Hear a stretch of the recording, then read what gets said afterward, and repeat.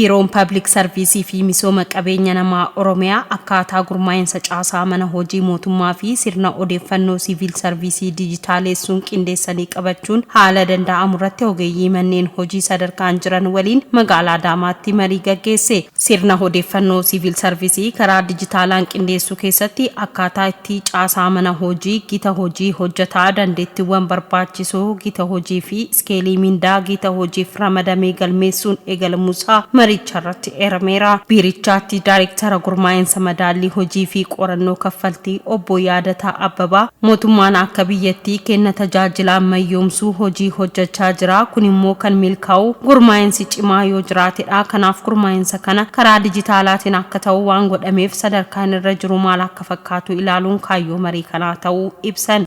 Akkuma beekamu mootummaan yeroo ammaa kana kenna tajaajilaa ammayyeessuudhaa fi akka biyyaatti jalqabee sadarkaa naannoo, sadarkaa godinaa, sadarkaa magaalotaa fi hanga gandaatti jijjiirama adda addaa hojiirra oolchaa jira. Jijjiirama kana milkeessuudhaaf immoo inni olaanaan gurmaa'insa jechaadha.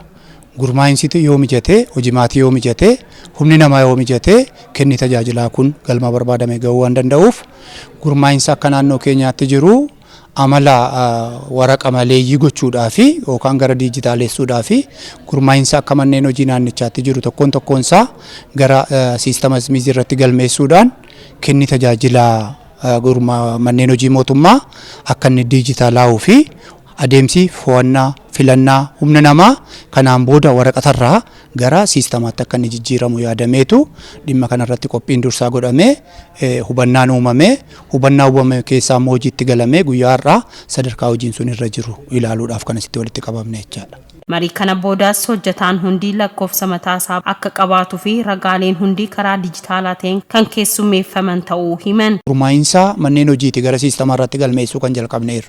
Gurmaa'insa kana gaafa raawwannu immoo hojjetoonni gitoota hojii amma siistama irratti galmaa'u jechaadha. Hojjetaan kun gita kana irratti galmaa'uuf immoo maaltu isa barbaachisaa? Tokkoffaa naashinaal ID qabaachuu qaba yookaan waraqaa eenyummaa biyyoolessaa tokkoon hojjetaa mootummaa ni qabaata. Gita hojii kana irratti ni galmaa'a jechaadha. Eega galmaa'ee booda lakkoofsa hojjetootaa akka biyyaatti ni geggeeffama. Lakkoofsa hojjetootaa yeroo geggeeffamu hojjetaan tokko biyya kana keessatti lakkoofsa addaa mataasaa qabaatee akka hojjetaa mootummaatti beekamee kenna tajaajilaa isarraa barbaadamu karaa inni itti kennuu danda'uuf ofii isaatiif immoo mirga isaa falmachuudhaa fi haala mijataa uumaa. Manneen hojiis immoo bakka taa'an ta'anii jechaadha. Akka kanaan dura magaalaan Adaamaa asii bahee Finfinnee caasaa hayyamsiisuuf Finfinnee qaamaan deemuun barbaachisu jechaadha. Hirmaattonni waltajjichaa gama isaaniitiin gurmaa'insa caasaa mana hojii mootummaa mala sirna odeeffannoo siviil sarviisii qindaa'aa irratti galmeesseen fooyya'aa dhufuusaa rakkoolee humna namaa irratti mudachaa jiru hiikuu keessatti bu'aa guddaa buusuusaa himaniiru. Marichi marii bu'uuraati.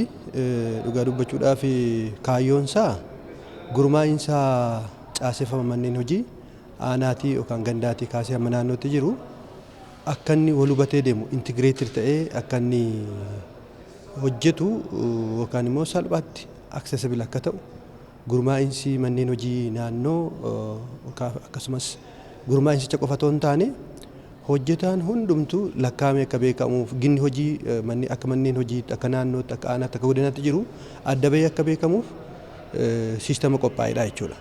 Marii kanarraa waan hedduu hubachuu hin danda'ama. Tokko akkaataa akkamiitiin siistama kana fayyadamnee ragaa harkaa qabnuun ragaa manneen hojii keenyaa gahee hojii of harkaa qabu sadarkaan isaa beekamu hangitaan adda baheeru akkam goonee galmeessinee qabannaa isatti immoo akkamitti fayyadamnaa ammaaf akkaataa akkamiitiin siistamatti gashaa deemnaa kan jedhudha kaayyoonsa.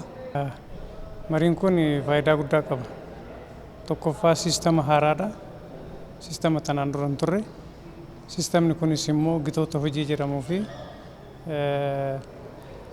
hojjeta akka naannootti jiru sanirree qulqulleessanii beekuudhaaf fi gitoota hojii isaaf kennamu san akkamitti xiyyeeffateetu akka inni hojjetu irratti kan xiyyeeffatedha. Kanaaf kana qulqulleessanii galmeessuunii fi siistama kanatti gashanii itti fayyadamuun naannoonnis faayidaa guddaa irraa qaba.